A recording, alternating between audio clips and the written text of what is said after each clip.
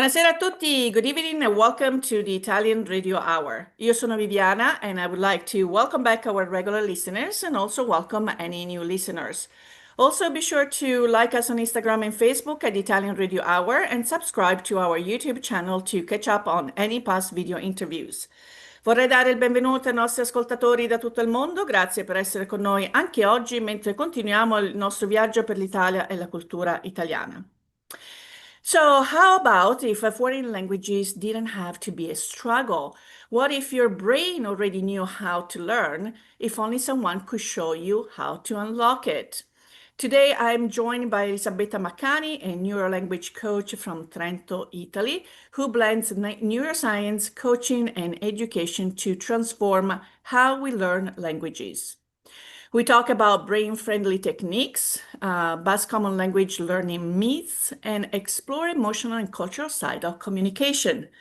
Plus, Elisabetta shares how her Northern Italian roots and love of learning shaped her international journey. Whether you're a polyglot, a language learner, or just curious about how the brain works, this conversation will change the way you think about language forever. So stay tuned for this mind-expanding episode, ma prima pubblicità. Parli italiano? Do you want to learn, improve, or master your Italian?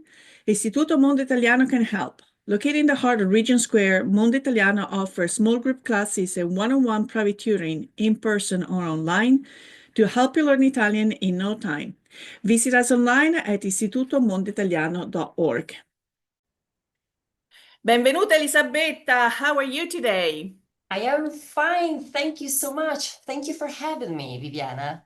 It is with great excitement that I was anticipating this conversation, being in the language teaching business myself for about 20 years.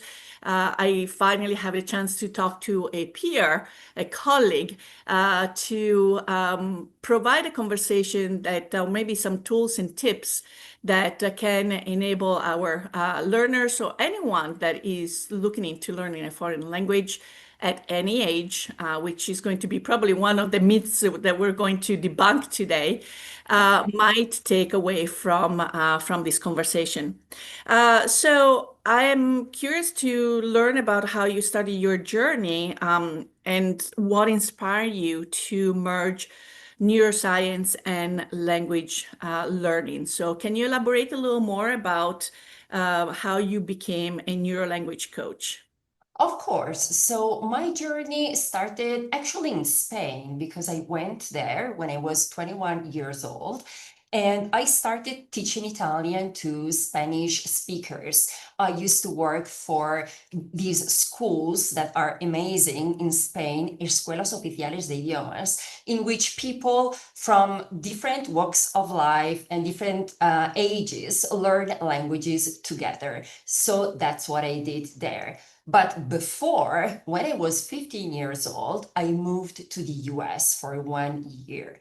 And I really struggled a lot there because I went there as a study abroad student. My knowledge was very basic and I struggled communicating with people. I find it really, really hard. So the second time I moved abroad, so when I went to Spain, I did it in a different way, learning before the language, and I was really prepared.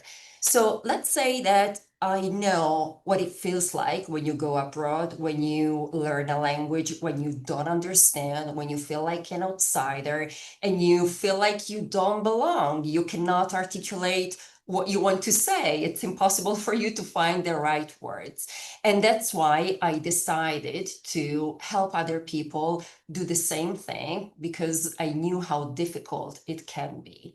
So I decided to just understand how the brain learns and what's the best way to help people. Because I realized when you are in a class and you work with many students, each person is different. Each brain is different. There are people who are visual learners. There are auditory learners, kinesthetic learners. So they really need to move in order to understand.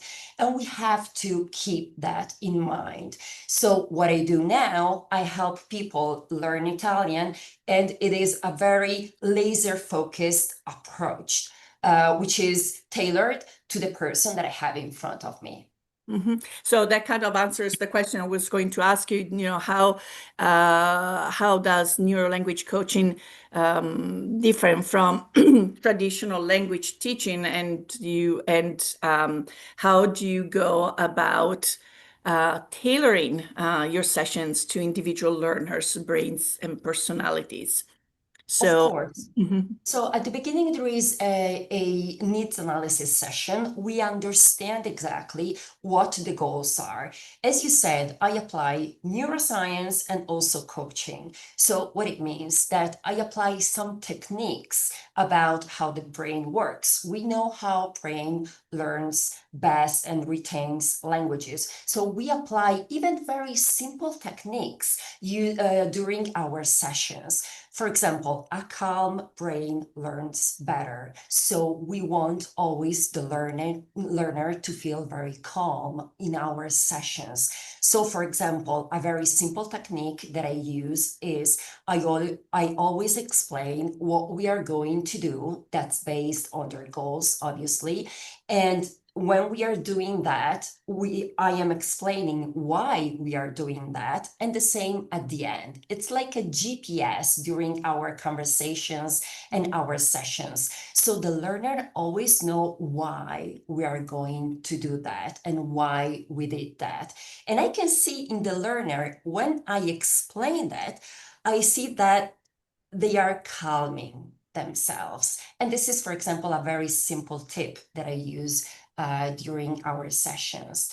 And as I told you, there is neuroscience, but also coaching. Coaching means that this is a very laser focused approach, because the Italian language is so vast. And usually people say, oh, my goal is to become fluent in Italian.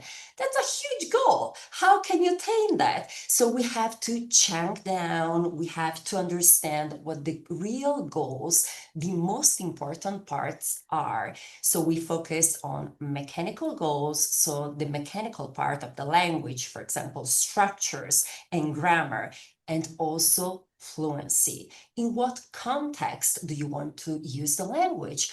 What do you want to be able to do with the language? And we extrapolate, we define, the learner defines his or her goals, and we work on that. So it's very specific. So there is no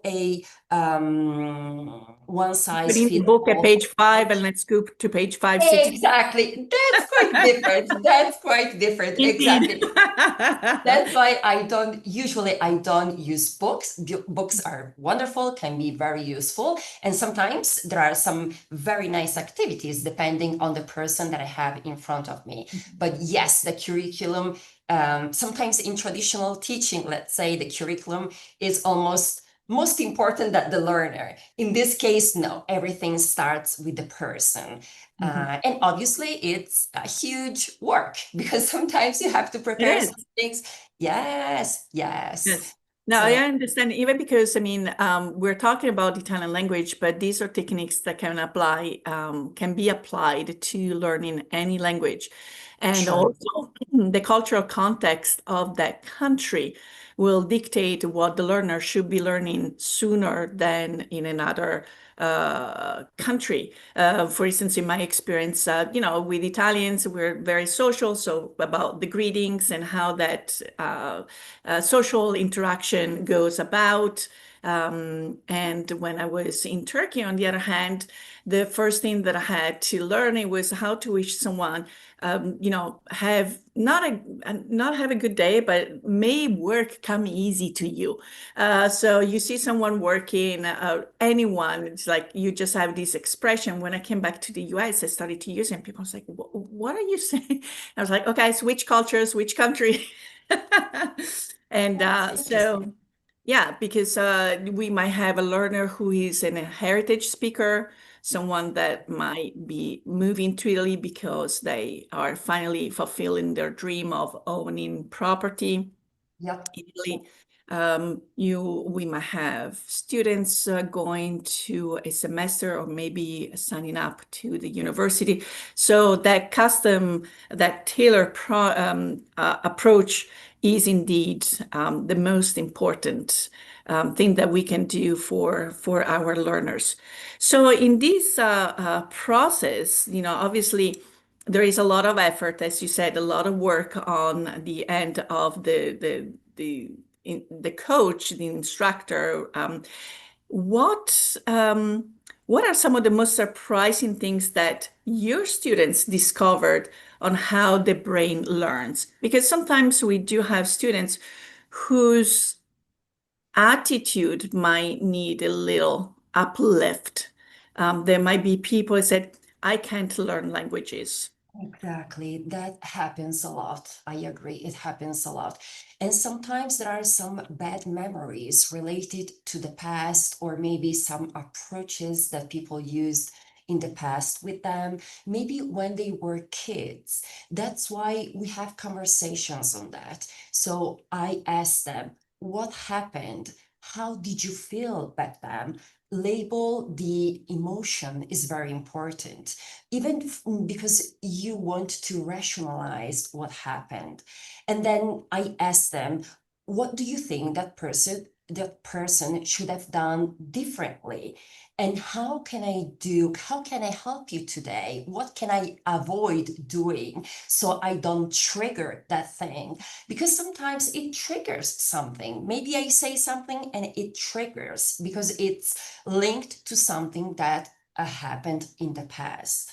Mhm. And another thing that I would say, um, many people struggle when they speak because they think they should be perfect. And I work a lot on that.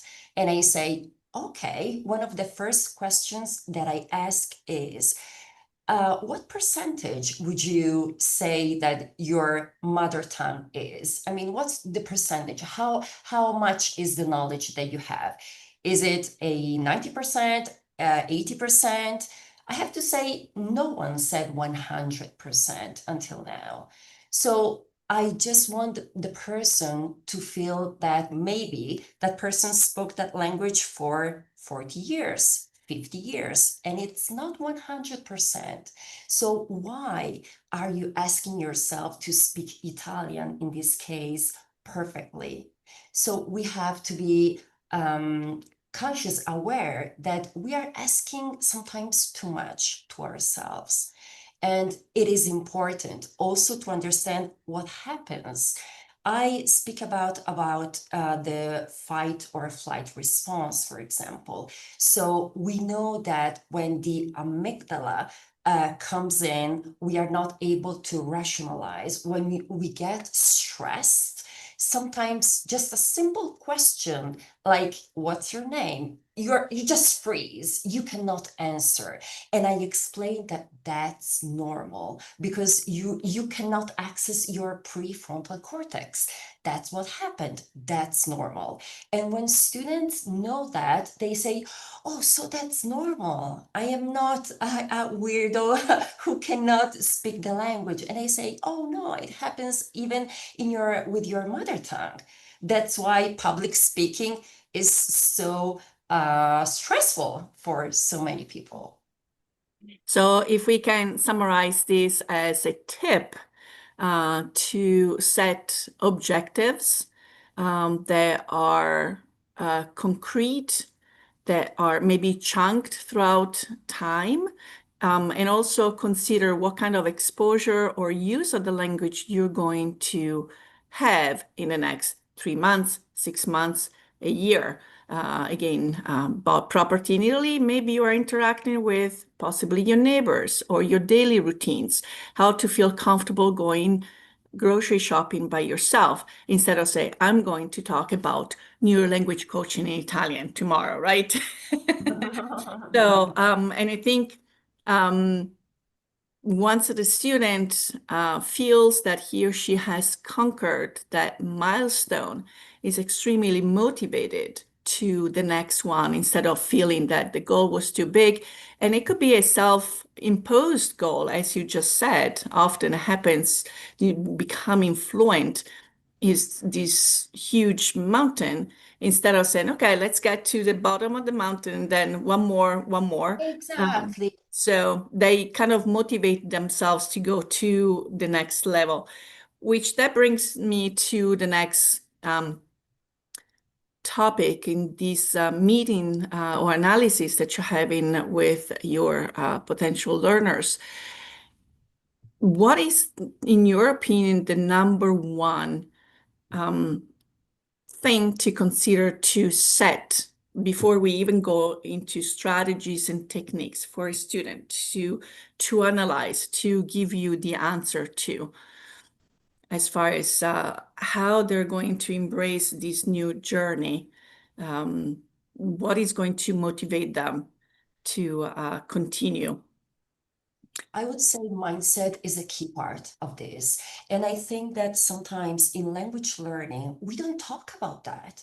We talk about grammar, we talk about structures, we talk about fluency, but we forget that mindset is so important. Consistency is also important. And the fact that you cannot expect to learn a language if you meet with your tutor, coach, or teacher a couple of times per week. You Mhm. have to do more. You have to be exposed. I think the most important part is a shift in the mindset. I always tell my learners, you really have to see yourself as not as a learner anymore, but as a speaker, a person who uses the language. And when I see that difference, the people do things that they would do in their native language in Italian, and they feel like they can do it. They feel like they are I don't know, they have the permission to do it, even if it's not perfect. And I think it's important because when people start to watch movies, be exposed, listening to Italian songs, really be immersed into the language, the brain picks up many things. Obviously, fluency comes from there, but we also need accuracy. So that's why grammar is also important, and structures, and understand how the language works. But the first thing I think is mindset, and believe that you can do it.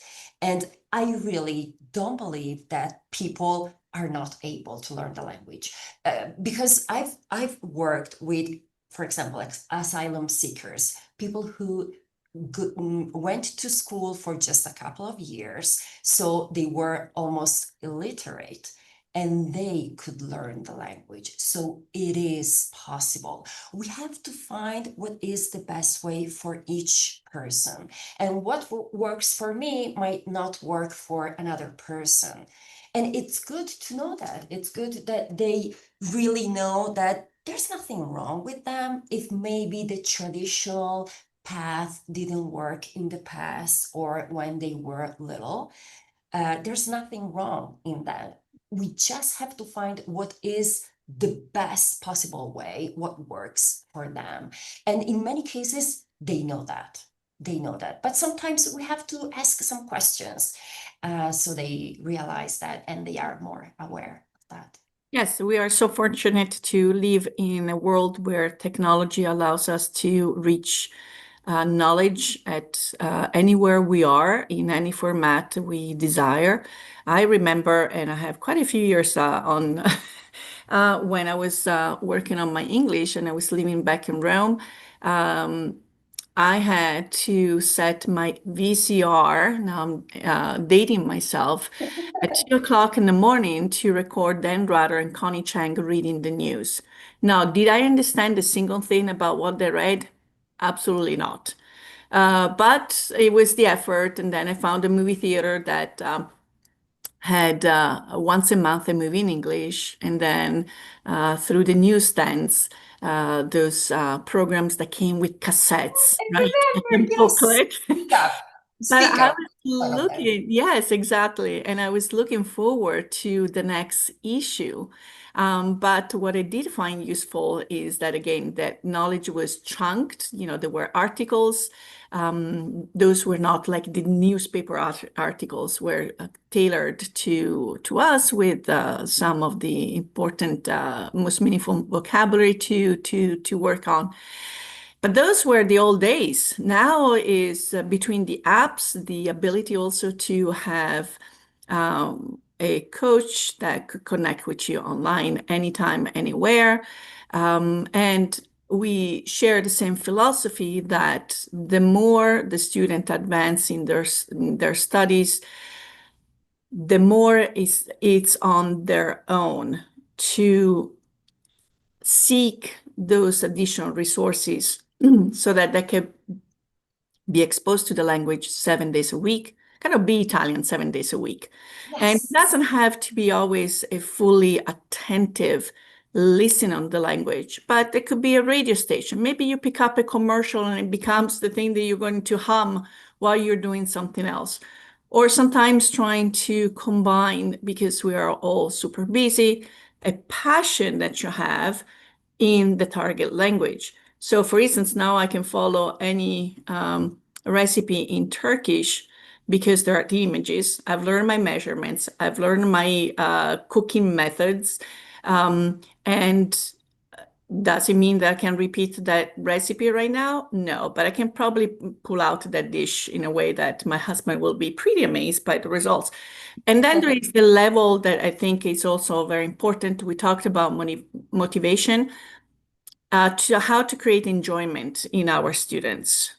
So tell us a little bit about maybe even things that you bring, being from Trento, being from a different part of Italy that is beautiful in the summer and in the winter. So tell us a little bit about how you create enjoyment in your students. Well, I asked them, as you said, because it's really subjective. So it depends what they like. I really loved what you said, Viviana, because you said something I think it's so important. You mentioned two things: exposure and linking a new habit to something that you already do. And I think it's so important. In fact, I think that in this journey, especially in language learning, we have to remember two things. We need systems, because the goal, everyone has the goal. I want to be fluent and I want to speak the language perfectly. So I think it's important to have a system. And as you mentioned, system means time and environment.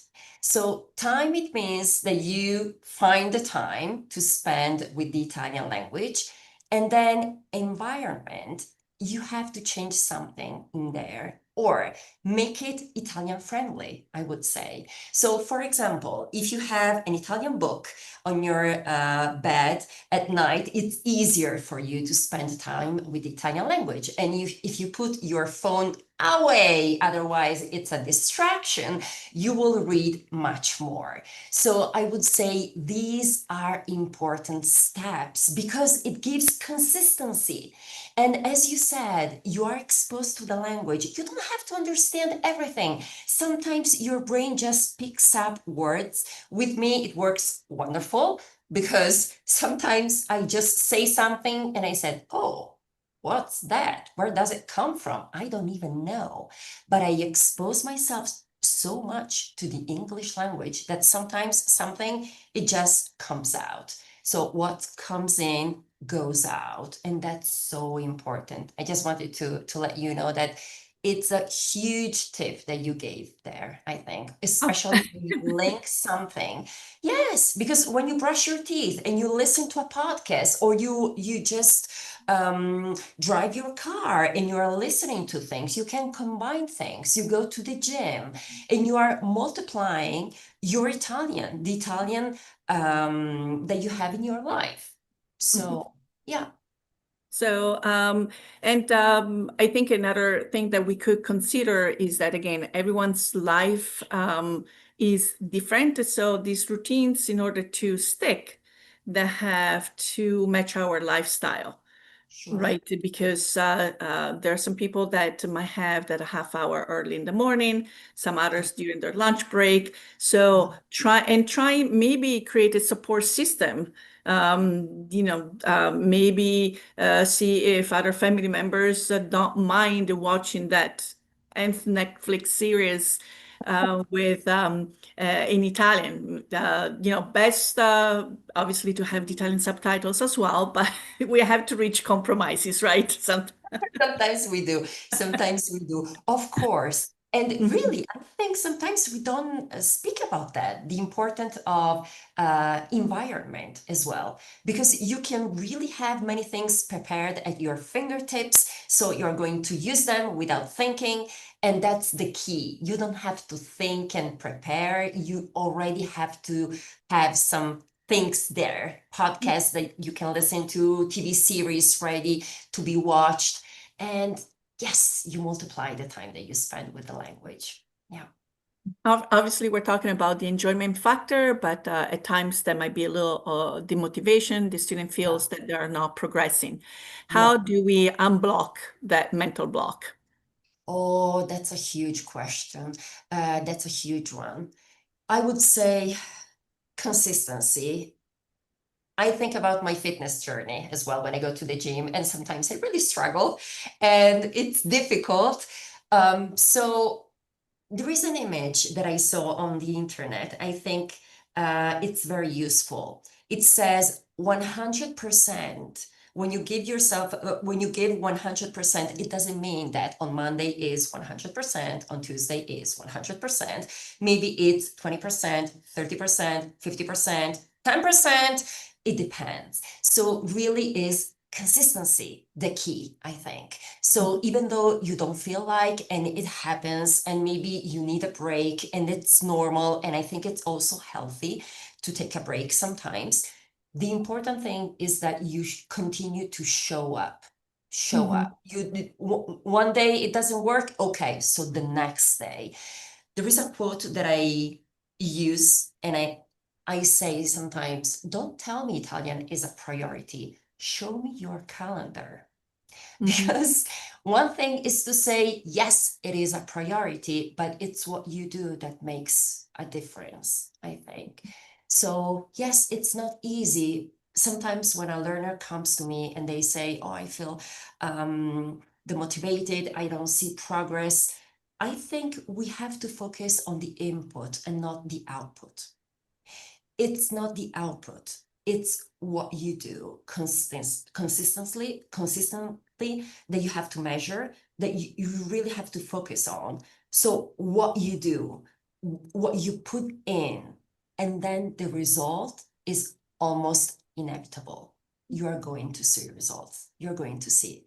I always say it's not a 2 week time, not 2 months. This is a journey that takes a very long period of time, but you will see results. You will.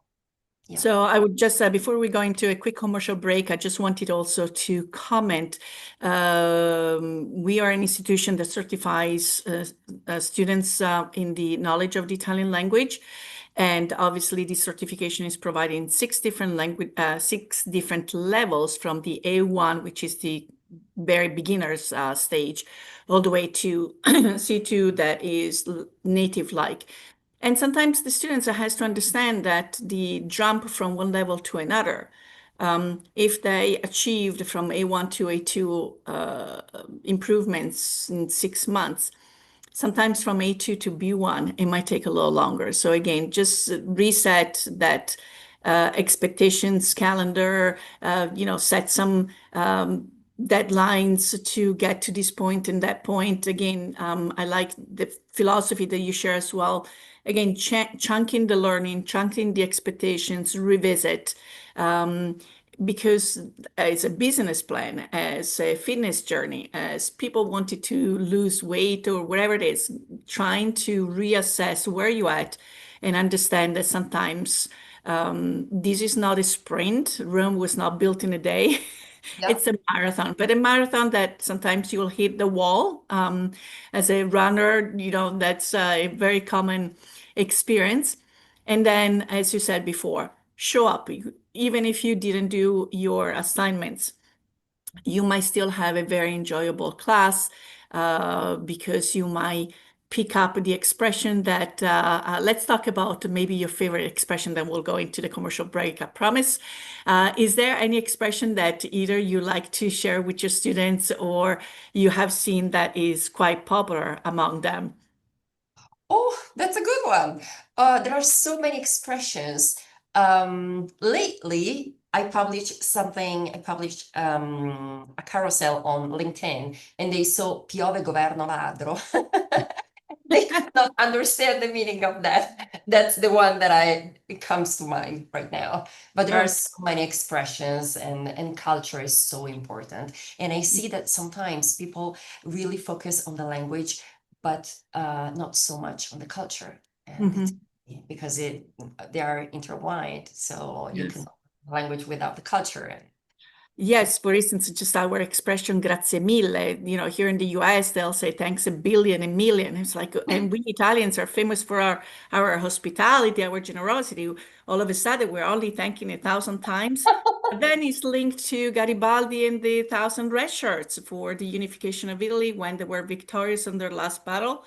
They were thanked 1,000 times. So it's something that a student, I think, seeks for that little, I say, play that trivia with your native Italian friends and see who can give you the answer. Because we, as native, unless we are into the language coaching or teaching, we just learn grazie mille. We never thought about, there is a reason why it's mille and not any other random number. Okay, as I said, we're going to go into a commercial break. We're going to also talk a little bit about Trento. And Trentino Altagine, I really would like you to share more about where you are from.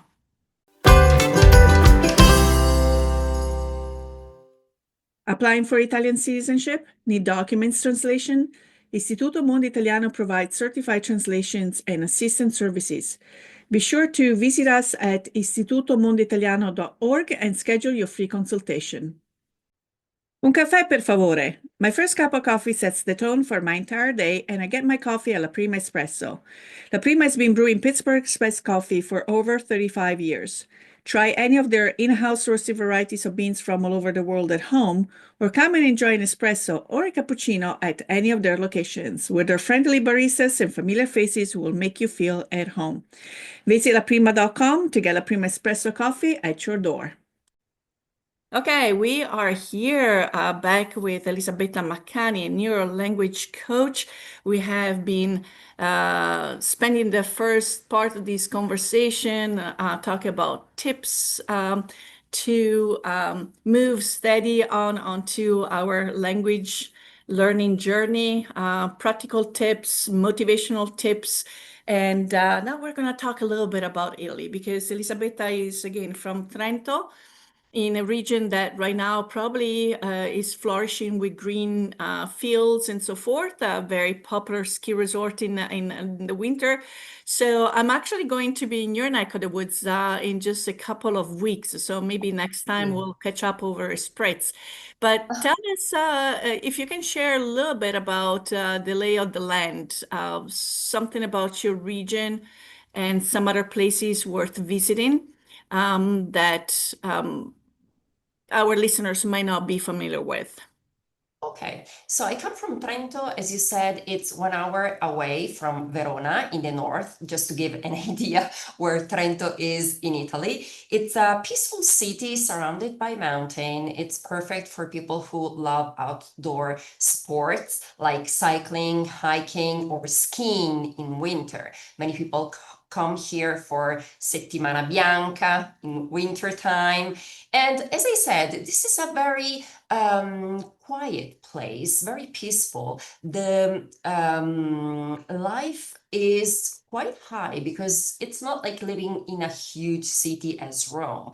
Everything is close. Nature is very close. So in a couple of minutes, you can be in the woods, walking in the woods, and that's wonderful. In the winter, temperatures are quite low, but in the summer, as you said, right now is everything green, everything beautiful.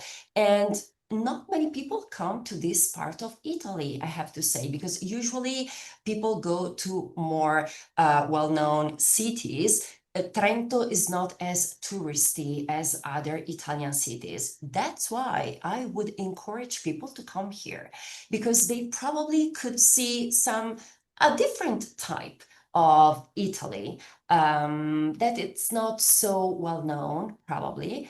Lago di Garda is a place that I would recommend, very close to here, the biggest lake in Italy. And actually, my students, when they come here to visit me, they go to Lago di Garda as well to see that part of Italy. If we were to come to Trentino, let's talk also about some food traditions. What are some of the foods that some of the specialties that we definitely should not be missing on? Because sometimes we do have a program that is Italian through cooking, where it's a virtual journey throughout all the regions of Italy. Because Yeah. often what happens is whether you speak the language, you're a learner, or just traveling, people tend to go back to their comfort zone. They might be ordering lasagna in Venice and missing out maybe on the local specialty Yeah. just because the name is unpronounceable or they don't know what's in there and so forth. So they're missing out on a big part of it. So if we were to come in your region, what would you tell us that we should some of the delizie of your region? Well, I would say Canederli, first of all, in the winter especially, Okay, because tell us what it is. Tell us what it is. okay, Canederli. It's like Canederli. It's like gnocchi, let's say, but with also ham, salami, bread. Never heard of that?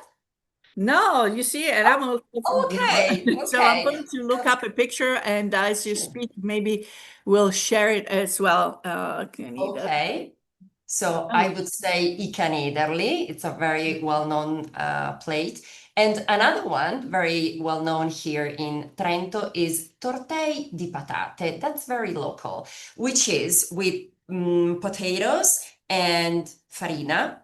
And that's it, basically. And you eat that to accompany with some salami or speck.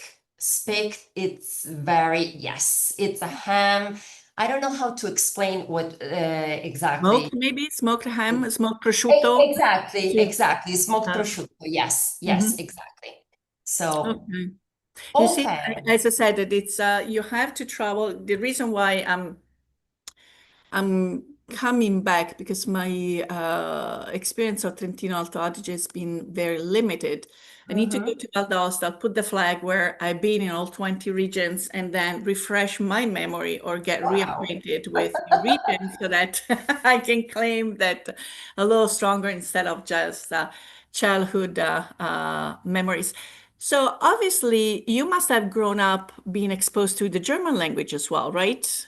Not really, because the German is more in Alto Adige. I come from Trentino. So here we don't speak it. We have the Oh, local by dialect. saying yes. Okay. So it's more Bolzano and the Yes. upper part of Italy. So where I live, no, I have not been exposed, but I learned at school, in the school. Yes, Okay. I did. Okay. So So I I told started I with kept on German. saying Trentino Alto Adige instead of and so you have been exposed to you studied in school, then you became fluent in Spanish, um, English obviously, and Italian. So it seems like sometimes we have had parallel journeys. I have Italian, English, Turkish, and Russian.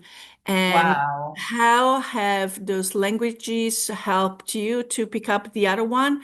Or has been a language that was a little bit of a distractor, maybe was too similar or just so different from the others that were a Ooh, little more that's challenging to yeah, very pick up? nice question because I see the challenge in my clients as well. Spanish and Italian, huge topic because they are so similar. And the problem is at the very beginning, you understand a lot. So comprehension, it's not a problem. The problem is to speak correctly the language because they are so, so similar that you really get this interference between the two languages, and many clients struggle with that.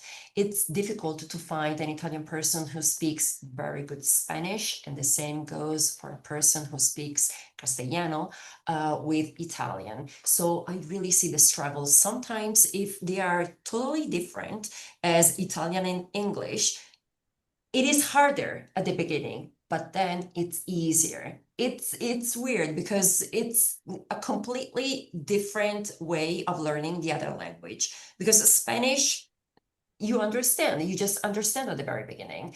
And then when you start learning the language, it gets harder and harder, especially because in your brain, you have to separate the two languages, and it's not easy.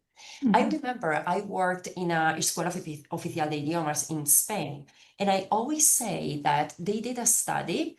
They wanted to see how many words students could recall and say correctly in another language. Well, Spanish students knew more words in German than in Italian.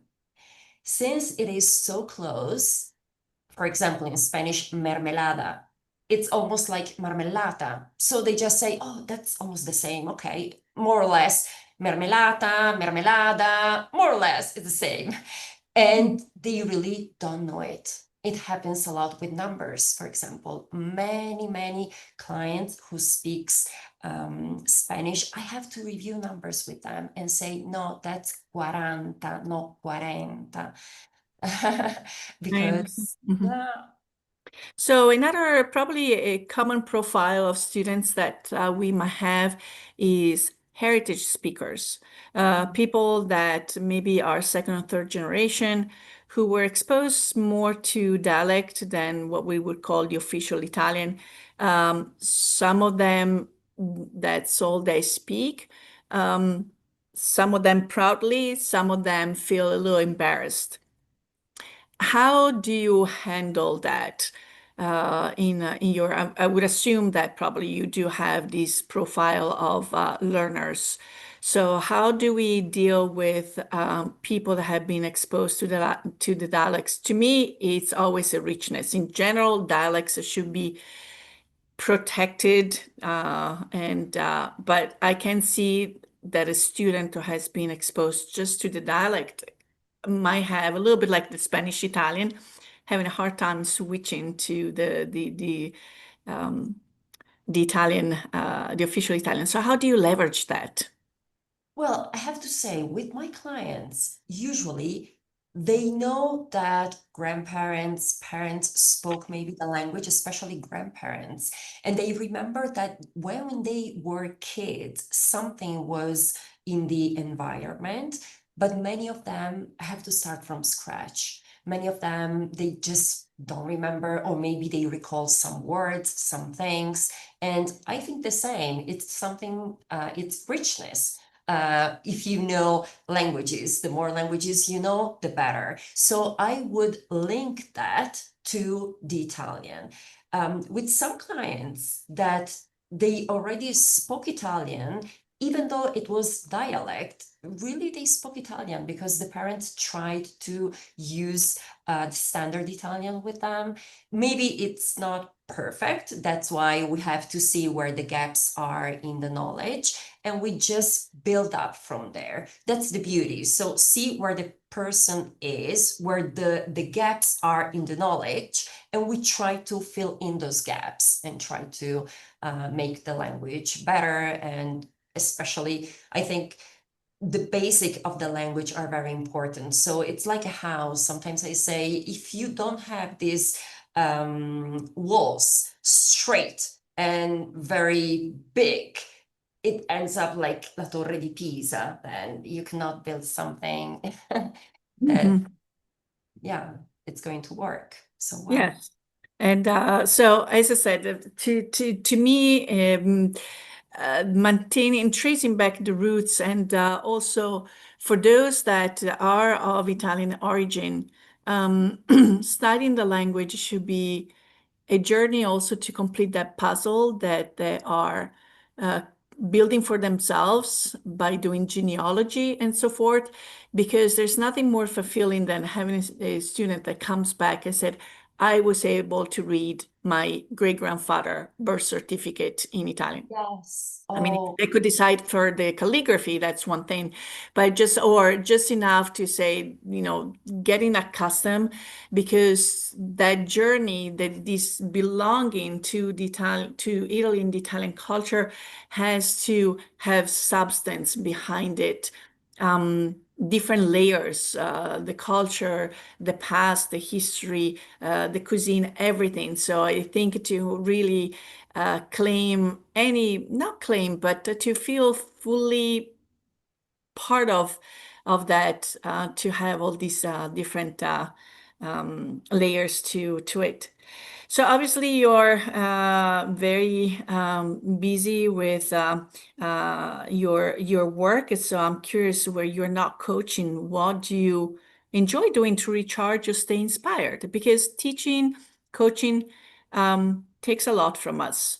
yeah. And we need to, because we give, we take, we also take from our students, it's a mutual give and take. But sometimes we need to pause and recharge. So, what do you do, again, to stay inspired? Well, nature plays a huge role for me. So I go into the woods and I walk and I recharge myself. And then I would say also I go to the gym, so I work out. It helps a lot. And then I love reading. So I listen to many books. I read, I recharge myself like this. But nature, I would say probably it's the most important part. Mhm. Yes, and what you said, it's true. We serve, we deserve, I say sometimes, because it's true. We give, but then we have to have something to give. So we have to recharge ourselves. It's important. And I struggle with that. I have to, I have to say, because I would work all the time. So sometimes I have to say, no, Elisabetta, please stop and recharge yourself. You need that. You deserve that. I mean, we have created worlds where our work reflects our true calling. So it is a lot of work, but we are privileged to have done so for ourselves. So it's almost hard to say no to something that you really enjoy. That's the problem when you love too much what you do, that you do it Yeah. all the time. Are they talking about books or mentors or thinkers that have shaped your approach to coaching or learning? I see that. Then we'll talk a little bit about your post, but you like also quotes, so I'm sure there are some people that again have shaped your coaching, your approach to coaching. Anyone in particular? Well, Um, Rachel Pauling for sure, because she created the neurolanguage approach. So she's amazing. And I really have to say thank you. I am so happy that I met her. So for sure, for sure. In language learning, I would say also, I would mention also Luca Lampariello. I don't know him personally, but I've studied with him through some courses, and he's great as well. So anyone who really I worked with, my colleagues in the past, and also my clients, I learn a lot with them, staying with them. It's a mutual thing in coaching, no? So I give them, but I also receive a lot from them. Uh, mhm, and yes, I like quotes. You're right. I publish because I want people to, I like to inspire people, be inspired. And I want them to feel that this is possible. Because you see, my mission is I really want the language to open doors, not to close them. I say it a lot because it happens that sometimes the language closes doors. And mhm. no, I want the language to open them for the people. Tell us a little bit, and before we go into the closing, how you communicate with your audience, where they can find you, uh, anything that you would like to share about, again, some of your programs, and again, communication that goes out to your followers. Sure. So I am very active on LinkedIn. I publish almost every day, and twice a week my polls, and people love those polls because they say they can learn something each time. So I am very active there. And I also have a YouTube channel, Elisabetta Maccani Language Coach, and these are the two main platforms. And then my website is elisabettamacani.com. So you can find me there. Probably the easiest way is to send me a DM on LinkedIn. Okay, wonderful. So it's been a true pleasure to again have this conversation about language learning, debunk some myths, giving some motivation to students of any age for any language, not just Italian, to get themselves onto this beautiful journey that is going to open the doors, also to create a new us, because I don't know if you feel the same, but the American Viviana is Mhm. different from the Italian Viviana. So as I said, it Of has enriched course. me with new habits, new way of thinking, new friends. So I really am very grateful that, my life has brought me over here, and we wish all our learners to have to really enjoy their full potential in this new persona, let's put it that way, that they're going to build. So I love unfortunately, what you said. Thank unfortunately, our time together is up. Il Big Ben ha detto stop, and it's time for us to say arrivederci alla prossima. We want to thank you for tuning in into the program. And if you have any questions or comments, or if you have any topics you would like us to address, please contact us at italianradiohour@gmail.com. We would love to hear from you. And remember, if you or any of your family and friends have missed a prior episode or would like to listen to this episode again, subscribe to the Italian Radio Hour on YouTube or where you catch your favorite podcast. And don't forget to share, because share is caring. So I would like to thank again my friend. I feel that we have become friends now, Elisabetta Maccani. you. Thank you Our so much. sponsors, Istituto Mondo Italiano and La Prima Espresso. Until next time, alla prossima. Ciao ciao! Ciao, ciao.